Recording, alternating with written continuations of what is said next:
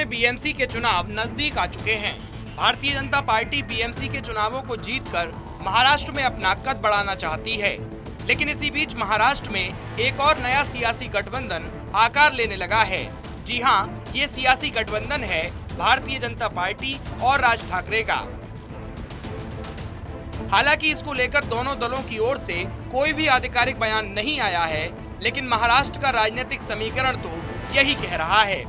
मंगलवार को भारतीय जनता पार्टी के प्रदेश अध्यक्ष चंद्रशेखर बावनकुले ने मनसे प्रमुख राज ठाकरे से उनके आवास पर मुलाकात की। इससे एक दिन पहले भारतीय जनता पार्टी के राष्ट्रीय महासचिव विनोद तावड़े ने भी राज ठाकरे से मुलाकात की थी, जबकि मनसे प्रमुख राज्य के उप मुख्यमंत्री देवेंद्र फडणवीस से मिलने मलबार स्थित उनके आवास पहुंचे थे।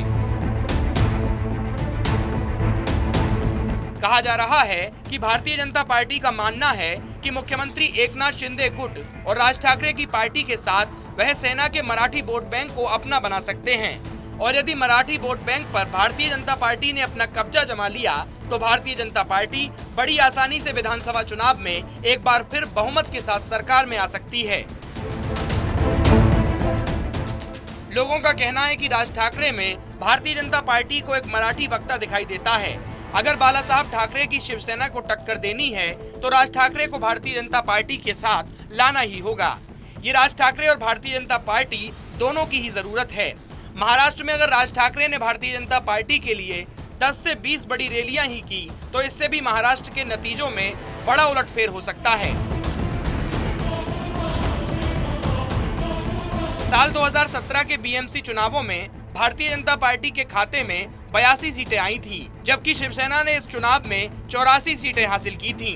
उस दौरान मनसे ने 7 सीटें जीती थीं। हालांकि 2 साल बाद हुए विधानसभा चुनाव में मनसे को केवल एक ही सीट हासिल हुई थी।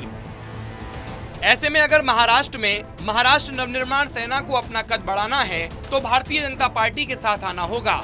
अब देखना होगा कि क्या राज ठाकरे खुले तौर पर भारतीय जनता पार्टी के साथ गठबंधन का ऐलान करते हैं या नहीं।